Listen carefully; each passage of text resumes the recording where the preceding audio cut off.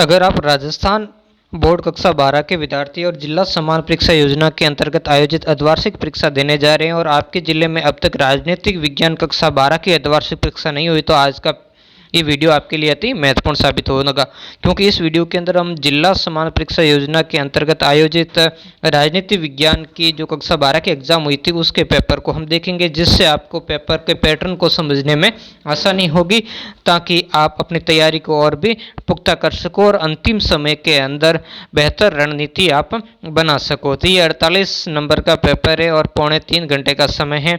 इसके निर्देश आप देख लेना।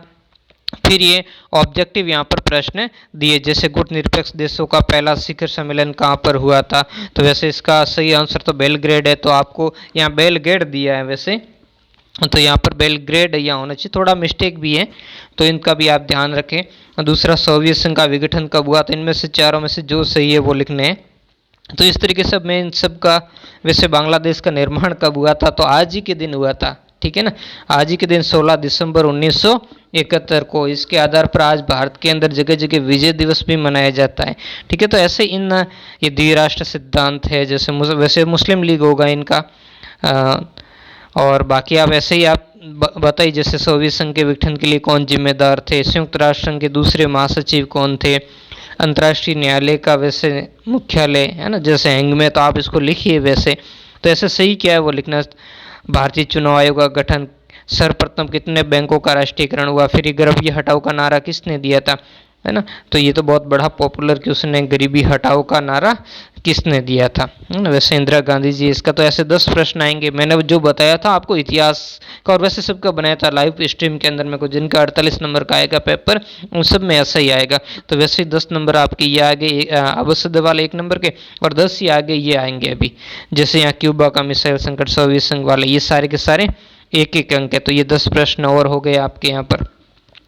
वैसे यहाँ 2 से तो ये 9 हो गए, ठीक है ना, ये 10 नहीं होकर के 9 दिए। तो वैसे 19-20 का रेशियो मैंने आपको बताया था, ऐसे हो सकता है। वैसे रेशियो तो आपके 17 से 20 तक का है, कुछ जिलों में 17, कुछ में 18, कुछ में 19 और कुछ में 20 तक आपके 1 नंबर वाले प्रश्न पूछे। और यहाँ सबसे बड़ी बात ये है कि इन्होंने दोनों प्रश्न मिक्स पूछ लिए, तो अच्छी बात ये, जैसे 3 प्रश्न रिक्त स्थान वाले पूछ लिए और बाकी 6 प्रश्न इन्होंने 1 शब्द वाले या 1 लाइन वाले पूछ लिए, तो बहुत अच्छी बात है। ऐसे ही बढ़िया तरीके से पेपर बनाया जाता है। और यहाँ पर खंड ब में 2 अंक वाले, तो बहुत अच्छा पेपर है ये, मतलब सभी तरीके के। यहाँ पर देखो 11 से 17 तक के आपके ये 7 प्रश्न आ गए, 2-2 अंक के, तो बिल्कुल 14 नंबर का ही मैंने बताया था आपको, 14 का ही आया। इतिहास में भी वैसे ही आएगा, आप ध्यान रखना, इतिहास का भी पेपर अगर आपके हैं तो इसी टाइप का पेपर आने की आपके जिलों में संभावना, और जिनमें राजनीति का नहीं हो तो इसी तरीके में आएगी। जो 1-1 नंबर वाले, जैसे यहाँ 19 आए तो आपके 20 आ सकते हैं या फिर 18 आ सकते हैं, बस इससे ज़्यादा आपके परिवर्तन नहीं होगा। और 2 अंक वाले तो वैसे 14 ही है इसका ब्लूप्रिंट के। हालांकि जिलों के हिसाब से अधिकतर जिलों ने ब्लूप्रिंट का ध्यान नहीं रखा, लेकिन जिन जिलों ने रखा वहाँ इसी हिसाब से आया पेपर। और यहाँ पर देखो सुमेलित करने वाला भी एक प्रश्न पूछ लिया है 5 अंक का, जिसमें इन सबको क्या करना, आपस में सुमेलित करना। तो बहुत ईजी बात होगी आपकी यार, 5 अंक सुमेलित करने के। घाना क्या है, यूगोस्लाविया क्या, मिस्र क्या है, भारत क्या और इंडोनेशिया। और दूसरी तरफ तो ये आप समझ गए ये देशों के नाम है, तो इधर सुकर्णो कौन है, गमाल अब्दुल नासिर कौन है, Joseph branch Tito, women, Jawaharlal Nehru. तो ये आप समझ रहे ये नेता है गुट निरपेक्ष आंदोलन के, और इधर देशों के नाम है, तो एक दूसरे को आपस में इनको क्या करना है, आपको मिलाना है। जैसे भारत के जवाहरलाल नेहरू, इंडोनेशिया के कौन होंगे, तो मिस्र के आपके नासिर हो गए, तो यूगोस्लाविया के कौन है ना, तो ऐसे घाना के कौन है, तो सबको आपस में क्या करना है, मिलाना है।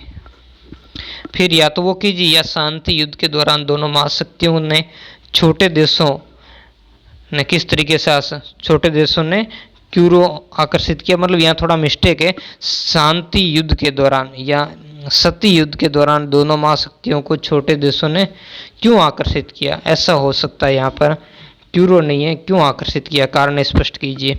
स्वतंत्रता प्राप्ति के समय, तो दोनों में से इनमें से भी एक करना। यहाँ भी अथवा वाला ये 5-5 नंबर, देखो यहाँ पर थोड़ा हो सकता है आपके 3 नंबर के और 4 नंबर के भी पूछ लिए जाए, और सीधे आपके 5 नंबर के पूछ लिए जाए। या इन्होंने मानचित्र नहीं पूछा, तो इतिहास में आपके मानचित्र आएगा, तो इस बात का आप थोड़ा सा ध्यान रखें, क्योंकि इन्होंने 5-5 नंबर के, हो सकते हैं यहाँ पर आपके 3 या 4 नंबर के भी प्रश्न आपको देखने को मिल जाए। तो आज की वीडियो में इतना ही, मिलते हैं नेक्स्ट वीडियो में नए टॉपिक के साथ। धन्यवाद।